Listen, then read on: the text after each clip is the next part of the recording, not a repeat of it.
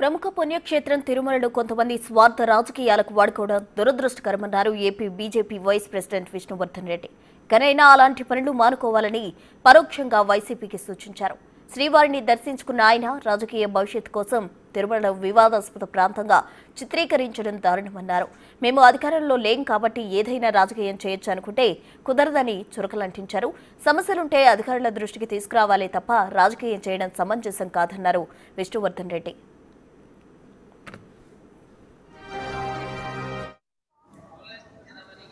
తిరుమలను దురదృష్టవశాత్తు ఒక ప్రచార కేంద్రంగా, ఒక వివాదాస్పదమైనటువంటి స్థలంగా రాజకీయ అవసరాల కోసం చిత్రీకరించడం అనేటువంటిది నిత్యం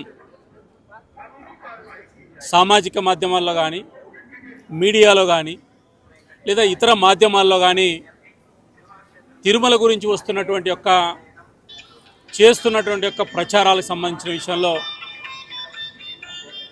ఇది క్షమించరానటువంటి విషయాన్ని నేను గుర్తు చేస్తున్నా. చాలామంది స్వార్థ ప్రయోజనాల కోసం తిరుమలలో ఏ చిన్న సంఘటన జరిగినా, లేదా తిరుమలలో తిరుపతిలో ఏ చిన్న సంఘటనకు సంబంధించినటువంటి వెలుగులోకి వచ్చినా పెద్ద ఎత్తున ప్రచారాలు చేయడం, పెద్ద ఎత్తున దాన్ని రాజకీయ ప్రచారంగా మార్చడం అనేటువంటిది